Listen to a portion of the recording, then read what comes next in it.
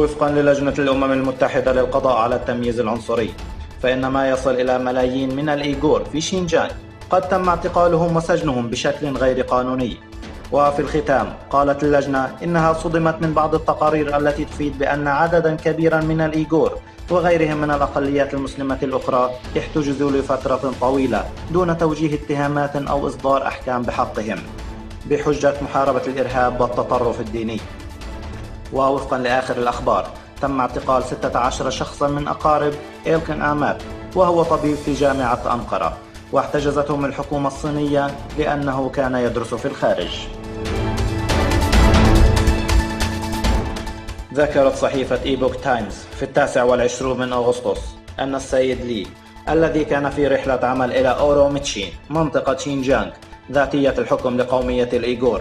قد شهد وسمع عن الاضطهاد الشديد ضد الإيغور والأقليات الأخرى من قبل الحكومة الصينية، حيث قال: شينجيانغ هي سجن كبير في الهواء الطلق داخل مجتمع حديث. تقريبا جميع الأشخاص المسجلين في السجون هم من الإيغور، ويطلب من المعتقلين القيام بتمارين كل يوم، ويجب أن يتعلموا المعرفة النظرية للحزب الشيوعي الصيني، ويجب عليهم إجراء اختبارات خلال 3 شهور، ويتم إعطاؤهم 3 وجبات طعام سيئة في اليوم، بالإضافة إلى قطعة صغيرة من الخبز والقليل من الماء غير الصالح للشرب. وفي حال فشل الشخص في الاختبار سيتعين عليه إعادة الدراسة من جديد ودفع 100 يوان عن كل يوم، ومن لا يملك القدرة على الدفع تجبر الحكومة عائلته على دفع هذه الأموال. وتقوم الحكومة الصينية أيضا باستخدام الطالبات الإيغور بإعطائهم ملابس شرطة ووضعهم في أماكن مختلفة لجعل الناس تعتقد أنهم من الشرطة وتخاف منهم، وتقوم بصرف راتب شهري لهم قيمته 3000 يوان، وهو أجر قليل، وذلك لعدم وجود عدد كافي من الشرطة والاستغلال الإيغور في كل شيء.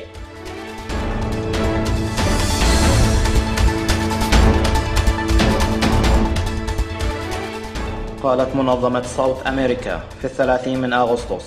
إن أكثر من 10 أعضاء من الحزبين السياسيين الرئيسين في مجلس الشيوخ ومجلس النواب الأمريكي كتبوا بشكل مشترك إلى وزارة الخارجية الأمريكية ووزارة المالية للمطالبة بتنفيذ فرض عقوبات سريعة لمسؤولي الحزب الشيوعي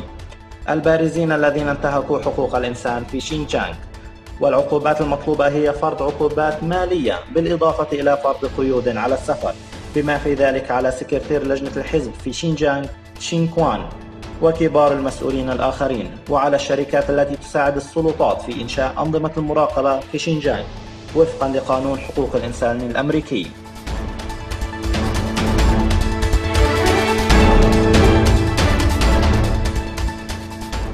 التقت ربيعة قدير الرئيسة الفخرية لمؤتمر الإيغور العالمي مع ريفا كبيرة مستشاري رئيسة مجلس النواب الأمريكي نانسي بيلوسي، وركز الاجتماع على جرائم الصين ضد الإنسانية في تركستان الشرقية.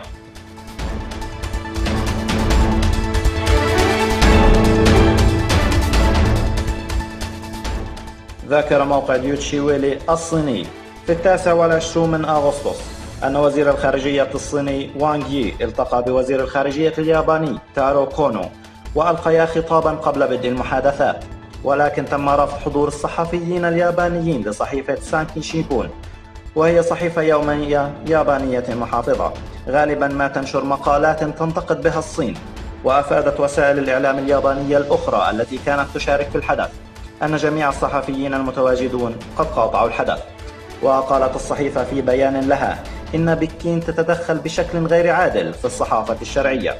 ولا يمكن السماح لها بذلك. وأعربت الصحيفة عن أسفها لهذا، وذكرت أنها ستبذل قصارى جهدها لتزويد القراء بمعلومات دقيقة عن وضع الصين.